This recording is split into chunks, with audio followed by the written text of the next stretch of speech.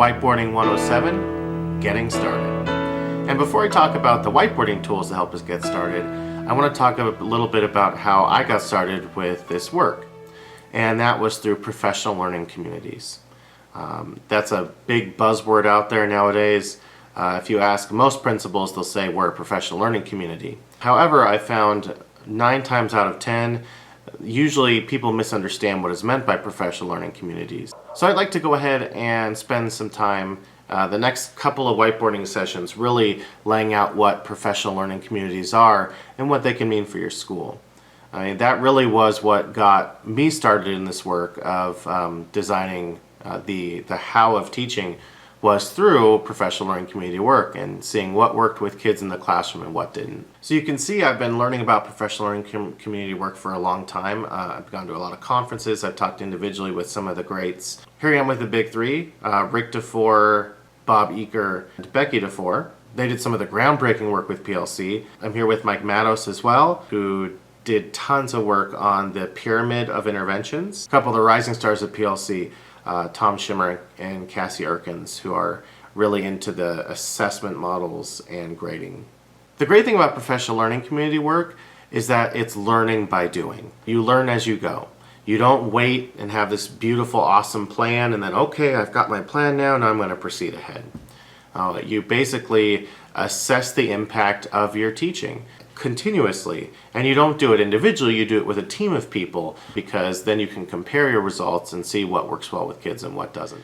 There are 7 steps in this cycle, and the first thing is we create essential learning goals.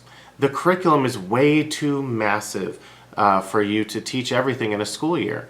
In fact, when you talk to curriculum designers, this is what they mention, is that, well, we put all these things that teachers need to teach, but it's really so that you can pick and choose what you teach, because we know it's impossible to teach it in a year. In fact, Mike Matos, who designed a lot of our current RTI philosophy, mentions that if we really taught well the entire curriculum, it would take about 21 years, which is double the amount of time that we have with kids. And so the first thing we do is we create the most essential learning goals for kids, and that is the work that the team's going to concentrate on. They're not going to talk about the entire curriculum. They're not going to reteach the entire curriculum. They're not going to focus on the entire curriculum with kids. Now, you might teach other things as a teacher. In fact, it's important to teach a vast majority of the curriculum. But notice there's a difference between teaching and learning. You may teach the entire curriculum, but we're going to ensure that kids learn the essential curriculum. And the thing is, you can't create an essential curriculum all on your own. You need a team of people together discussing, collaborating, talking about what's the most essential thing that kids need, and then we're going to make sure all kids learn it.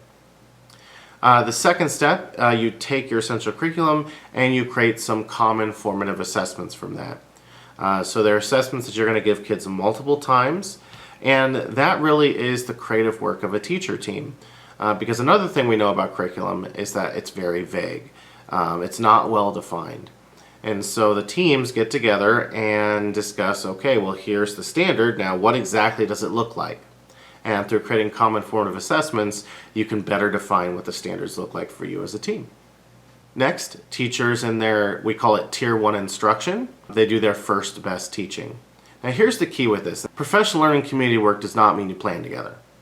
In fact, if you plan everything together, you do the same stuff. I mean, I know there's principals that say you must be on the exact same page doing the exact same thing as all the people on your grade level team, because we're a PLC. You need all of your teachers doing different things, because then you can learn something.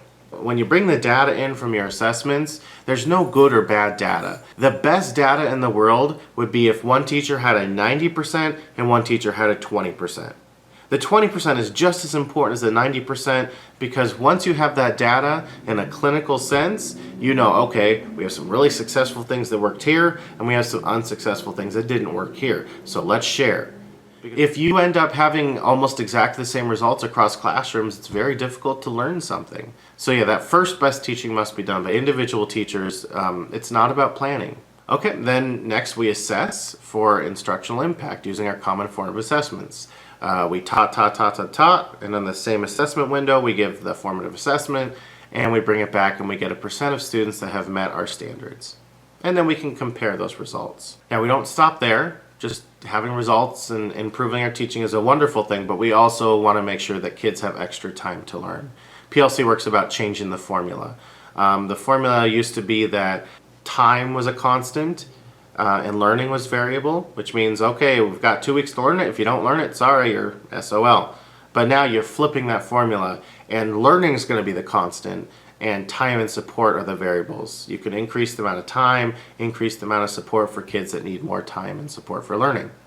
And so then you intervene for kids that didn't learn it the first time, and you do that as a team.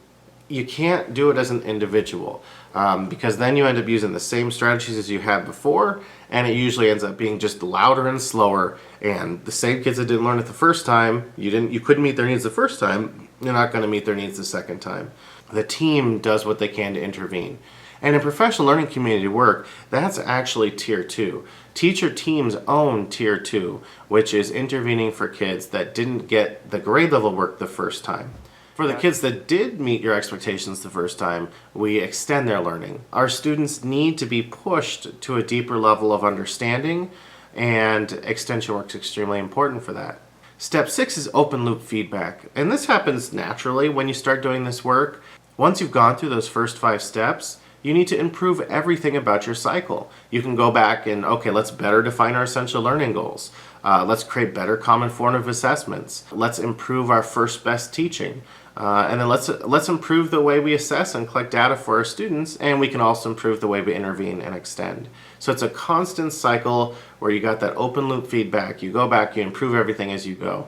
And through years and years and years of this work, teacher teams make these beautiful discoveries about what works for kids and what doesn't. And that's really where whiteboarding came in.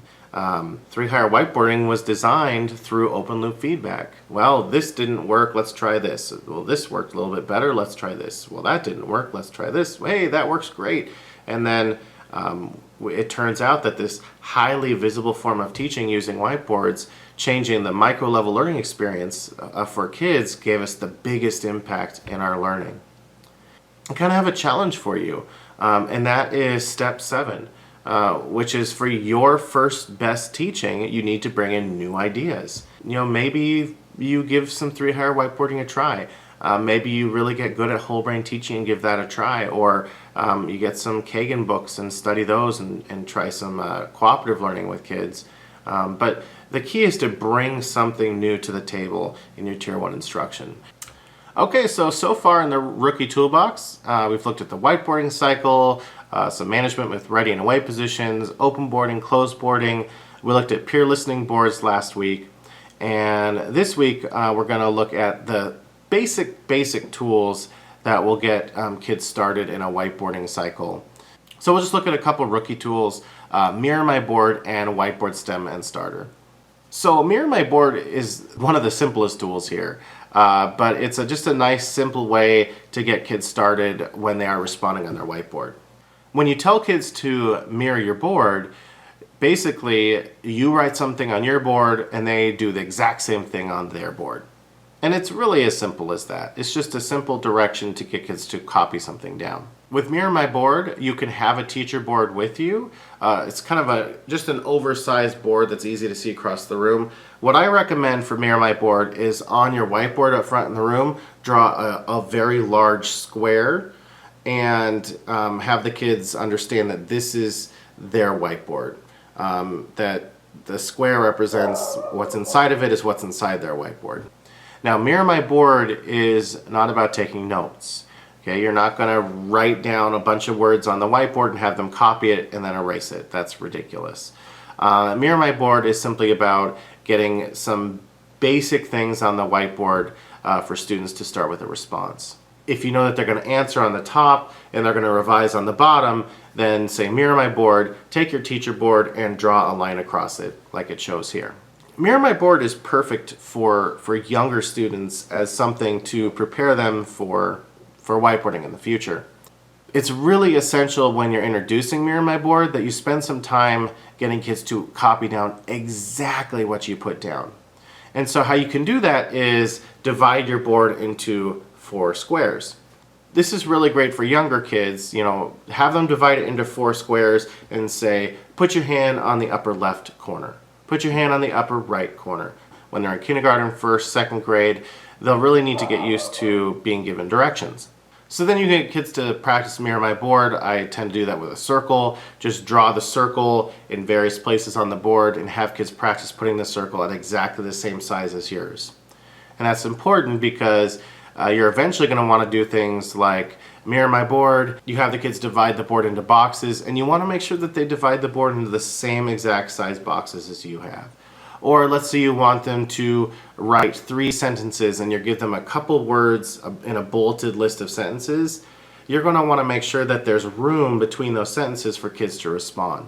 And so mirror my board, it's one of those tools that is necessary to get started with whiteboarding, but it doesn't necessarily help them with their thinking or anything like that. It just really gets kids started. Now, mirror my board is great when it's coupled with whiteboard stems and starters.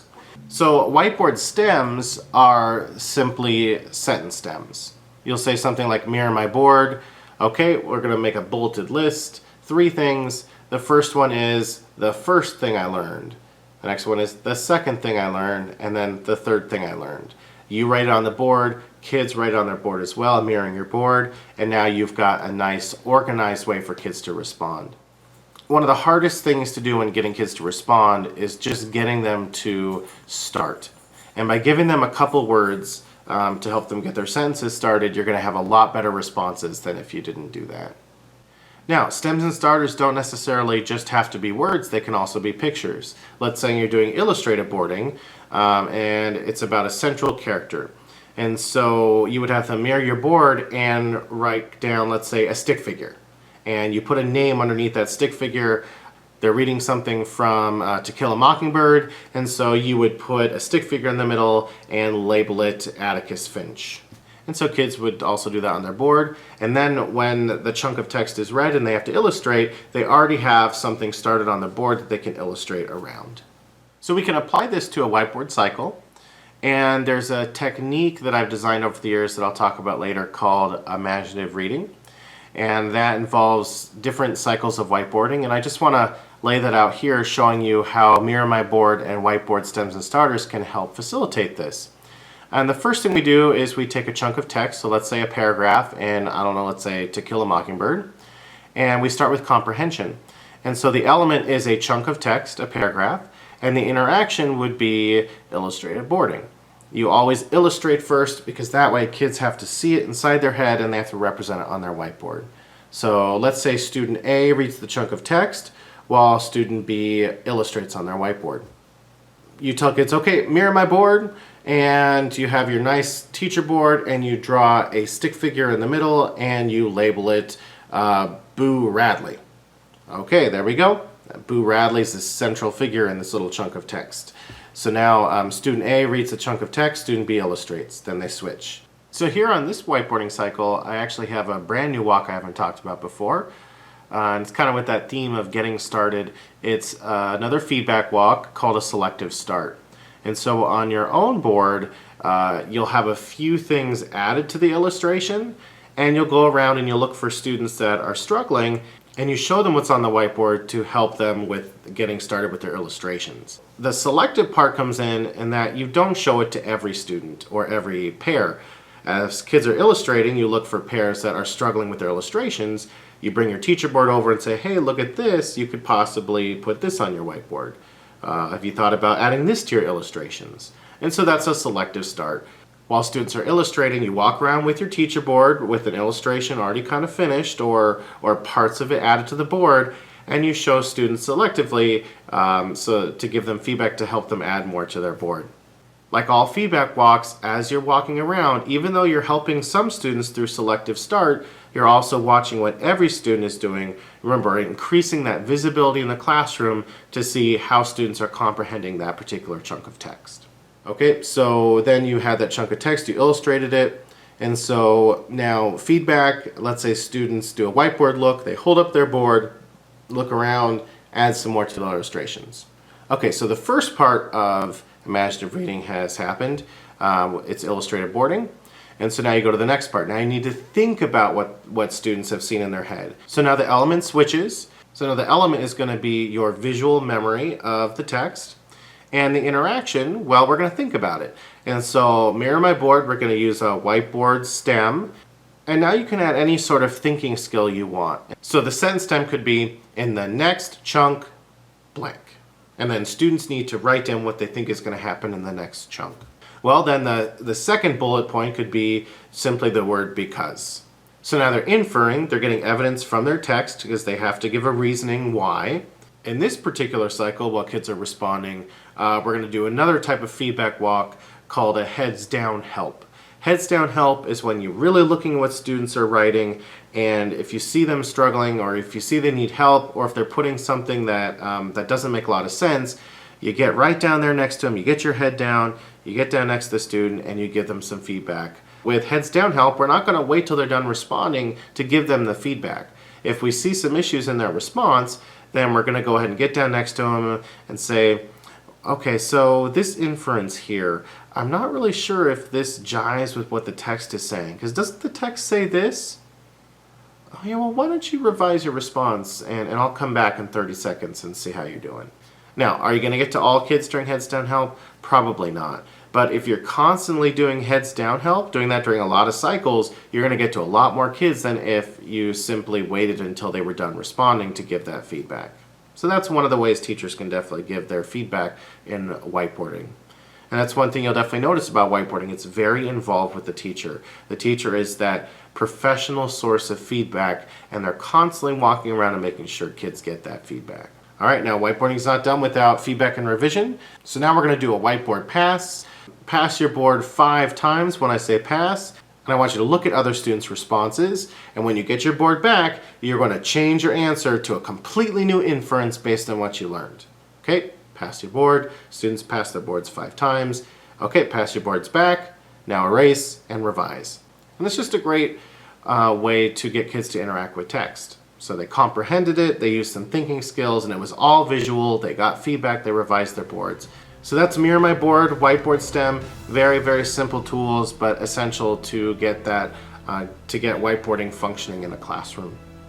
All right, thanks for listening. If you have questions, please feel free to respond below. I'm always excited for questions. If you would like my toolbox with basically all the explanations that I've been giving you here in a text format, please let me know and I'll send it your way. Otherwise, have a great week and I will talk to you soon.